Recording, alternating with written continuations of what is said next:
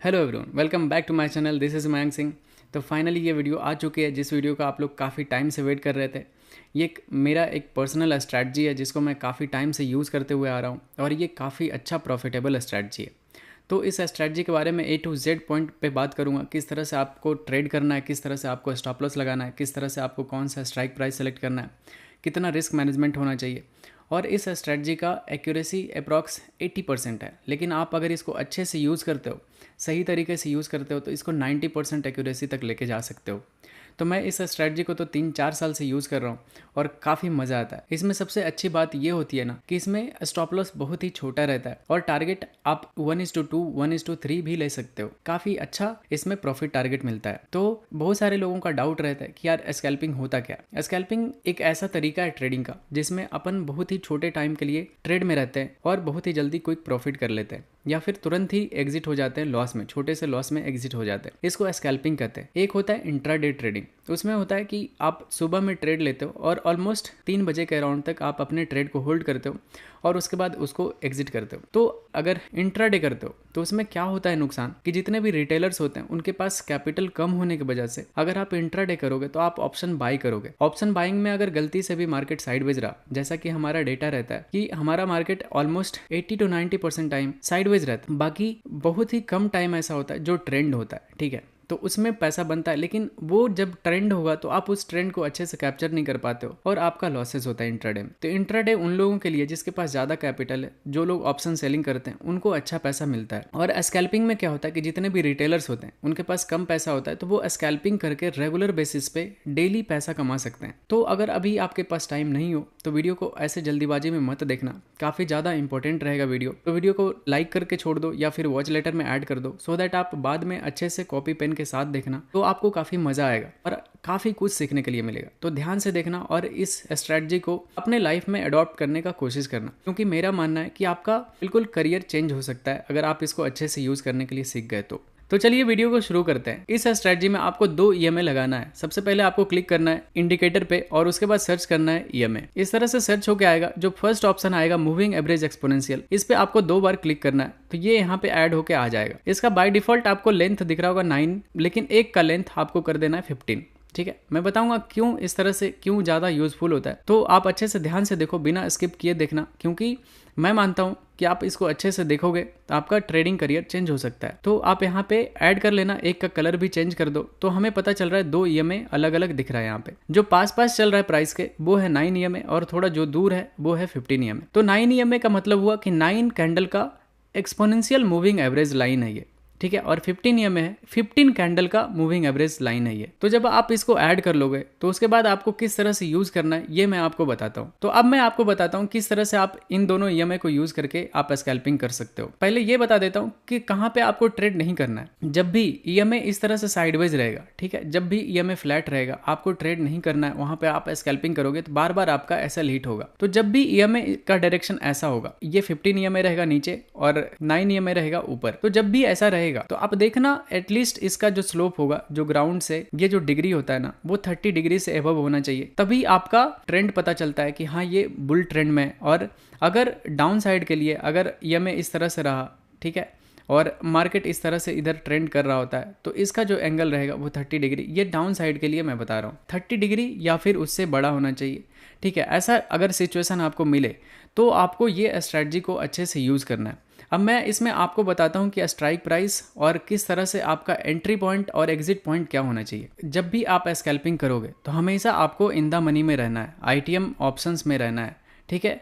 ATM में भी रह सकते हो, लेकिन ज़्यादा अच्छा प्रॉफिट आपको ITM में रहेगा, इन द मनी में रहेगा। एट द मनी में भी ठीक ठाक रहेगा, लेकिन OTM बिल्कुल आपको अवॉइड करना है। इसमें आप अगर स्कैल्पिंग करते हो आपका बिल्कुल भी पैसा नहीं बनेगा, बिल्कुल भी नहीं बनेगा। तो आपको या तो ATM में रहना है बहुत ज़्यादा, तो या फिर आपको बिल्कुल अच्छा प्रॉफिटेबल रहना है तो हमेशा ITM में रहना है। मैं आपको एग्जाम्पल से बताता हूँ कि कितना ITM में रहना चाहिए या फिर कितना OTM में रहना चाहिए। सपोज कि ये 40,000 पे प्राइस चल रहा है बैंक निफ्टी का, ठीक है, और यहाँ पे आपका यहाँ पे एक सेटअप बन गया EMA पे, यहाँ पे आपको एंट्री कैंडल मिल रहा है। तो आपको इसमें किसका ऑप्शंस लेना चाहिए। सपोज कि यहाँ पे 40,100 चल रहा था, तो आपको हमेशा क्या करना है कि अगर आपको कॉल बाय करना है तो 40,000 का यहाँ से 100 पॉइंट नीचे का स्ट्राइक प्राइस सेलेक्ट कर लेना है कोई भी। तो यहाँ पे 40,000 का कॉल ऑप्शन आप यहाँ पे स्कैल्पिंग में बाय कर सकते हो, और आपका जो एसएल रहेगा वो नीचे रहेगा। इस पर डिटेल में बात करूँगा, कौन से कैंडल पे आपको एंट्री करना चाहिए, कौन से कैंडल पे एग्जिट करना चाहिए, कितना प्रॉफिट टारगेट तक आप वेट कर सकते हो, कब आपको ज़्यादा प्रॉफिट टारगेट तक वेट करना चाहिए, कब आपको छोटे टारगेट पे निकल जाना चाहिए। ठीक है, सब कुछ कवर करने वाला हूँ, तो ध्यान से देखना, स्किप मत करना वीडियो का एक भी पार्ट, नहीं तो आप वीडियो से कुछ सीख नहीं पाओगे। तो ये हमारा क्राइटेरिया हुआ, हमेशा आपको आईटीएम में रहना है। ठीक है, इससे बाहर निकलोगे आपका पैसा नहीं बनेगा ज़्यादा। ठीक है, एटीएम में फिर भी चलेगा। ऐसा मैं इस वजह से बोल रहा हूँ कि क्योंकि एटीएम का जो डेल्टा होता है 0.5 होता है और आईटीएम का 0.5 से 0.6 इस तरह से रहता है। तो इसमें जैसे सपोज कि अगर 100 पॉइंट मूव किया ना बैंक निफ्टी, तो आपका जो एटीएम का जो ऑप्शंस होगा वो 50 पॉइंट मूव करेगा। लेकिन 0.6 वाला जो रहेगा आईटीएम वाला, वो अगर बैंक निफ्टी 100 पॉइंट मूव किया तो आपको 60 पॉइंट का मोमेंटम आपको मिल जाएगा ऑप्शंस में। तो इस वजह से हम हमेशा आईटीएम में रहते हैं। एटीएम या ओटीएम थोड़ा सस्ता होता है, लेकिन सस्ता में नहीं आपको काम करना है। और इस स्ट्रेटजी में आपको एक और बात बता देता हूँ कि इसमें कम से कम आपके पास जो कैपिटल होना चाहिए वो 25 to 30 के होना चाहिए। अदरवाइज इसमें आप प्रॉफिट नहीं निकाल पाओगे, क्योंकि आपका साइकोलॉजी खराब हो जाएगा और आप अच्छे से प्रॉफिट के लिए वेट नहीं कर पाओगे। बार बार आपका एसएल हिट होगा, आपका अकाउंट धीरे धीरे कम जाएगा। ठीक है, तो इस चीज़ों को आप ध्यान रखना। कम से कम आपके पास 25 से 30 हज़ार होगा तो आप अच्छे से इसमें ट्रेड कर सकते हो।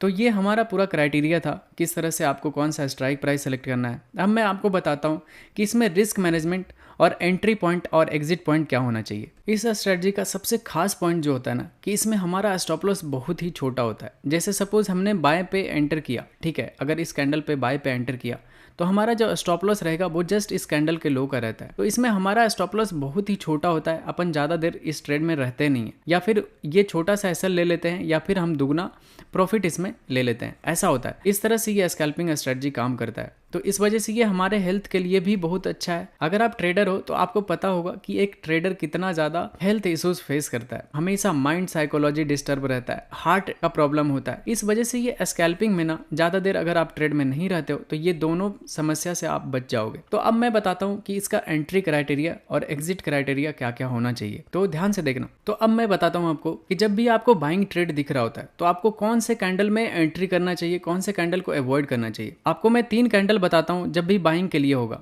तो किस तरह का कैंडल पे आपको एंटर करना है। जब भी आपका इस तरह का कैंडल आपको दिखे, ठीक है, इस तरह का कैंडल दिखे, बिल्कुल पिन बार कैंडल या फिर फुल बॉडी कैंडल, नीचे से हल्का वीक होना चाहिए, या फिर बिग बार कैंडल, ठीक है, ये 3 कैंडल जब भी आपको दिखे ईएमए पे या फिर ईएमए को नीचे से क्रॉस करता हुआ और ईएमए का डायरेक्शन इस तरह से ऊपर की तरफ रहेगा, तो आपको इस कैंडल पे हाई पे एंटर करना है, यहाँ पे एंटर करना है, यहाँ पे एंटर करना है। जब भी इस कैंडल के हाई पे बाय करोगे तो उस कैंडल के लो का एसएल रख के आपको ट्रेड करना है। आप देखोगे कि जैसे ही आप एंटर करोगे मोमेंटम में आपको अच्छा टारगेट देगा या फिर आपका एसएल हिट कर देगा।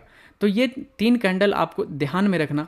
मैं आपको चार्ट पे भी दिखा देता हूँ ये तीनों कैंडल को, ताकि आप अच्छे से इसको ऑब्जर्व कर सको। तो देखो, सबसे पहला जो कैंडल रहेगा वो रहेगा हमारा ये पिन बार कैंडल। आप देखो इस कैंडल को देखो, कितना अच्छा पिन बार कैंडल है। दूसरा कैंडल आपको दिखाता हूँ, ये कैंडल हो गया बिग बॉडी कैंडल, ठीक है, मतलब नीचे से थोड़ा सा विक्स है, मतलब अच्छा बुलिश कैंडल इसको माना जाता है। ये बुलिश इंगल्फिंग कैंडल भी है क्योंकि ये प्रीवियस कैंडल को अपने अंदर इंगल्फ कर रहा है। और थर्ड कैंडल आपको दिखाता हूँ, तो ये होता है हमारे लिए थर्ड एंट्री कैंडल, अच्छा बड़ा बॉडी बना हुआ है। तो इस कैंडल पे आपको एंटर करना है। 3 एंट्री कैंडल बाइंग के लिए मैंने बता दिया। सेलिंग के लिए जस्ट इसका अपोजिट 3 कैंडल आपको फाइंड आउट करना है, बिल्कुल 3 अपोजिट कैंडल। तो बाइंग के लिए ये 3 कैंडल आपको देखना है।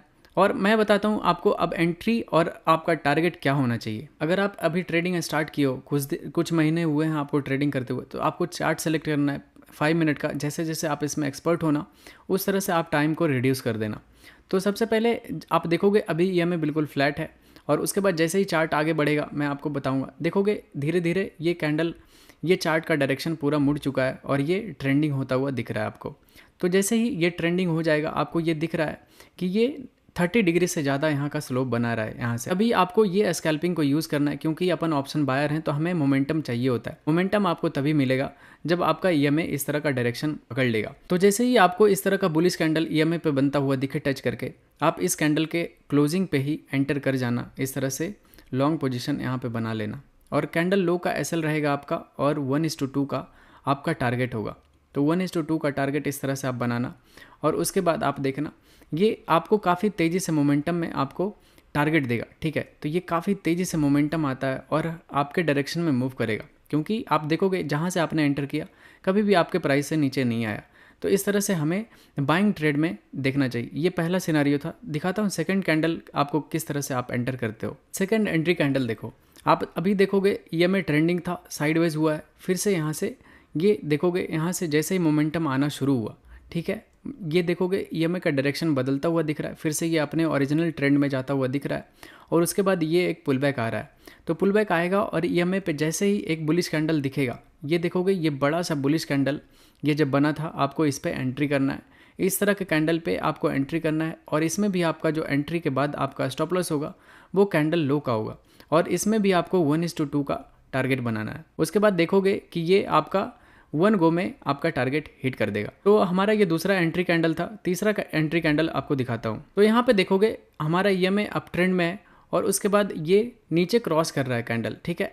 अगर यहाँ से रिजेक्शन लेगा तो और बुलिश कैंडल बनाएगा, तीसरा जो कैंडल है हमारा एंट्री कैंडल, अगर वो यहाँ पे बनता दिखेगा तो अपन उस पर एंटर कर जाएंगे। तो आप देखोगे ये नीचे क्रॉस किया, लेकिन ये कैंडल देखो नीचे से ईएमए को क्रॉस करके, दोनों ईएमए को क्रॉस करके एक अच्छा सा बुलिश कैंडल यहाँ पे क्लोज हुआ है। तो ये हमारा तीसरा एंट्री क्राइटेरिया होता है, क्योंकि हमेशा ऐसा नहीं होगा कि ईएमए को टच करके ही ऐसा कैंडल बनाएगा।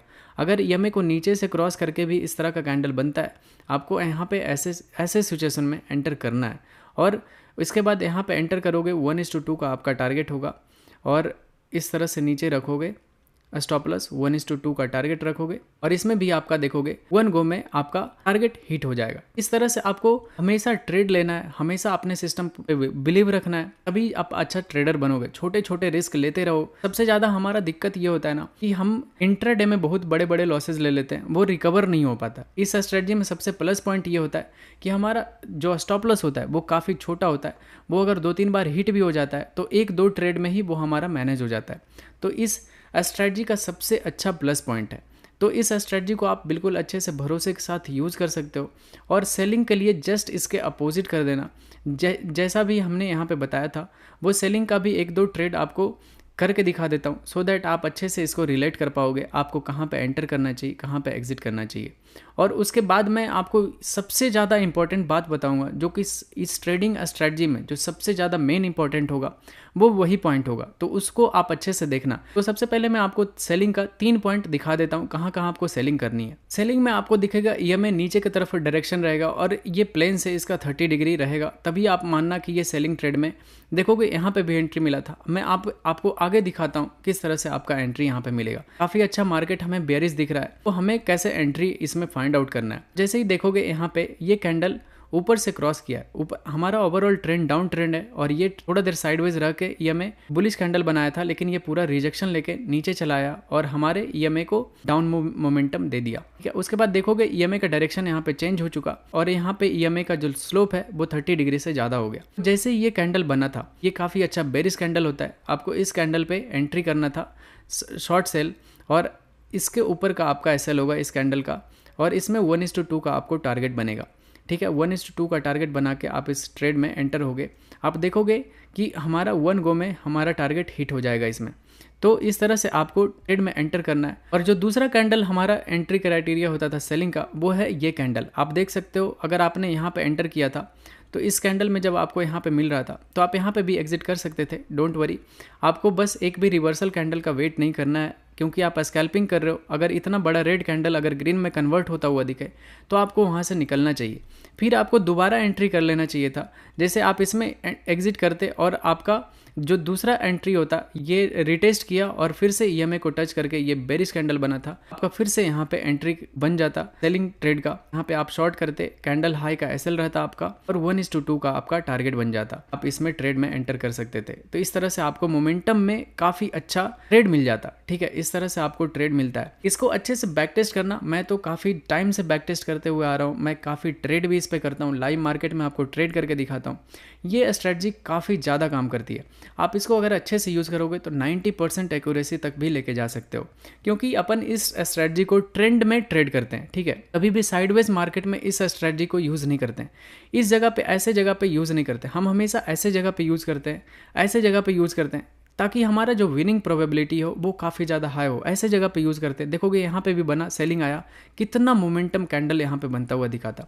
तो आप जाके बैक टेस्ट करना इस स्ट्रेटजी को। मैं तो काफ़ी टाइम से कर रहा हूँ। आपको 10 में से मिनिमम 8 बार 7 बार इसमें बहुत अच्छा टारगेट देगा, बड़ा बड़ा टारगेट देगा। एक एक कैंडल में आपको अच्छा टारगेट दे के चला जाएगा। तो अब जो सबसे ज़्यादा मेन इंपॉर्टेंट बात है इस स्ट्रेटजी में, जो कि आपको ध्यान में रखना है, वो है कि आप कभी भी इस स्ट्रेटजी को निफ्टी या फिर बैंक निफ्टी, हमेशा दोनों को अलग अलग यूज़ नहीं कर सकते। जब भी आप स्कैल्पिंग करना तो साइड बाय साइड आपके पास 2 स्क्रीन होना चाहिए इस तरह का। आप इस तरह से दोनों स्क्रीन को लगा के रखना और दोनों में एक तरफ बैंक निफ्टी होना चाहिए और एक तरफ निफ्टी होना चाहिए। तो इसमें क्या क्या अवॉइड करना है ये मैं आपको बताता हूँ। क्योंकि आप अगर सिंगल चार्ट पे यूज़ करोगे ना, सिर्फ अगर निफ्टी को यूज़ करते हो, बैंक निफ्टी को इग्नोर कर देते हो, तो आपका कहीं ना कहीं एक्यूरेसी थोड़ा सा कम जाएगा। लेकिन अगर आप दोनों को एक साथ मिला के यूज़ करोगे, निफ्टी और बैंक निफ्टी को, इसमें आप काफ़ी ज़्यादा प्रॉफिटेबल होगे। मैं बताता हूँ कि इसमें बैंक निफ्टी और निफ्टी को किस तरह से यूज़ करना है। सपोज़ कि आपको इस जगह पे सेलिंग ट्रेड निफ्टी में मिल रहा है, यहाँ पे स्कैल्पिंग ट्रेड मिल रहा है, ठीक है। लेकिन अगर बैंक निफ्टी कहीं सपोर्ट लेवल पे ट्रेड करता हुआ दिखेगा इधर इस जगह से, तो आपका ये सेलिंग ट्रेड नहीं चलेगा। क्योंकि अगर ऐसा होगा कि लेवल्स हमेशा ज़्यादा काम करते हैं, ना कि ब्रेकआउट ब्रेकडाउन। क्योंकि अगर बैंक निफ्टी अगर सपोर्ट पे ट्रेड करता हुआ रहेगा, कभी भी यहाँ से एक अपसाइड का मोमेंटम दिखा देगा, तो ये जो निफ्टी होगा ये इतना तेज़ी से फॉल करेगा नहीं। तो आपको सेलिंग में अवॉइड करना है क्या, कि बैंक निफ्टी हमारा, अगर बैंक निफ्टी में करते हो तो आप जस्ट उल्टा करना, अगर निफ्टी में करते हो तो उसके लिए मैं बता रहा हूँ कि निफ्टी में करते हो तो कभी भी अगर सेलिंग ट्रेड आपको निफ्टी में मिल रहा है, तो बैंक निफ्टी में कभी भी बैंक निफ्टी अपने सपोर्ट पे ट्रेड करता हुआ ना रहे। हमेशा सपोर्ट पे से ऊपर रहेगा या अपने रेजिस्टेंस से फॉल करता हुआ दिखेगा। उस जगह पे आपका जो विनिंग प्रोबेबिलिटी होगा वो मोर देन 90% होगा। ये मेरा पर्सनल एक्सपीरियंस है। मैं लाइव मार्केट में बहुत बार, कई बार करके दिखाया हूँ, तो आप भी इसको अच्छे से करके देखना, आपको बहुत ही ज़्यादा काम आएगा। अगर आप बाइंग का ट्रेड, सपोज़ कि स्कैल्पिंग में आपको बाइंग का यहाँ पे कैंडल मिल गया, आप यहाँ पे बाइंग कर रहे हो कैंडल लो का एसएल रख के, लेकिन अगर वहीं पे बैंक निफ्टी अपने रेजिस्टेंस पॉइंट से रेजिस्टेंस लेता हुआ दिखेगा, ठीक है, तो आप दोनों कंट्राडिक्ट हो रहा है कि इसमें निफ्टी में बाइंग आ रहा है और बैंक निफ्टी में सेलिंग आ रहा है। आप ऐसे जगह पे कभी भी ट्रेड मत करना, क्योंकि यहाँ पे आपका विनिंग प्रोबेबिलिटी बहुत ही मतलब लेस देन 40 to 30% आ जाएगा, ठीक है, मतलब इतना ज़्यादा विनिंग प्रोबेबिलिटी आ जाएगा। तो ऐसे में आपको काम नहीं करना है। आपको जब भी देखना है कि अगर बाइंग ट्रेड मिल रहा है हमें, तो बैंक निफ्टी भी अपने सपोर्ट लेवल से बाइंग आता हुआ दिखना चाहिए बैंक निफ्टी में, तभी आप ज़्यादा प्रॉफिटेबल होगे और आपका साइकोलॉजी ज़्यादा अच्छा होगा और आपका जो टारगेट हिट होगा वो ज़्यादा टाइम हिट होगा और स्टॉप लॉसेस कम हिट होंगे, ठीक है। तो ये हमारा बेसिक कुछ क्राइटेरिया था जिसको आप अच्छे से फॉलो कर सकते हो। तो आप अच्छे से जाओ, बैक टेस्ट करो इस स्ट्रैटेजी का, आप बहुत अच्छे से इसको इम्प्लीमेंट करना अपने लाइफ में। अगर कुछ भी डाउट है इस स्ट्रैटेजी से रिलेटेड, तो आप कमेंट करके पूछो, मैं आपको अच्छे से जवाब दूंगा, ठीक है। अगर कुछ रह गया तो मैं लाइव मार्केट में फिर दोबारा एक्सप्लेन कर दूंगा, अगर कुछ भी पॉइंट मेरे से मिस हुआ तो। सबसे ज़्यादा इंपॉर्टेंट था कि बैंक निफ्टी और निफ्टी को दोनों एक साथ यूज़ करना है, सो दैट हमारा एक भी गलत ट्रेड में एंट्री ना बने, ठीक है। तो यही था हमारा स्ट्रेटजी। आप अच्छे से इसको यूज़ करना, स्कैल्पिंग करना। आप रिटेलर्स हो तो आप इसमें स्कैल्पिंग करके आप कैपिटल को काफ़ी अच्छे से ग्रो कर सकते हो और आप अच्छा पैसा बना सकते हो इसमें। तो चलिए वीडियो को रैप अप करते हैं। अगर वीडियो इन्फॉर्मेटिव लगा तो वीडियो को प्लीज़ लाइक करना। जो भी लॉसेस कर रहे हैं आपके दोस्त, ठीक है, उनके पास शेयर करो वीडियो को, उनको बोलो देखने के लिए। अच्छे से अगर वो देखेंगे और अपने अंदर अडॉप्ट कर लिए तो वो काफ़ी अच्छा प्रॉफिटेबल हो जाएंगे, ठीक है, ये मेरा गारंटी है। आप अच्छे से देखो वीडियो को और लाइक कर दो, शेयर कर दो, और अगर अभी तक आपने सब्सक्राइब नहीं किया तो सब्सक्राइब कर दो जल्दी से चैनल को। लो bye, thank you, thanks for watching guys.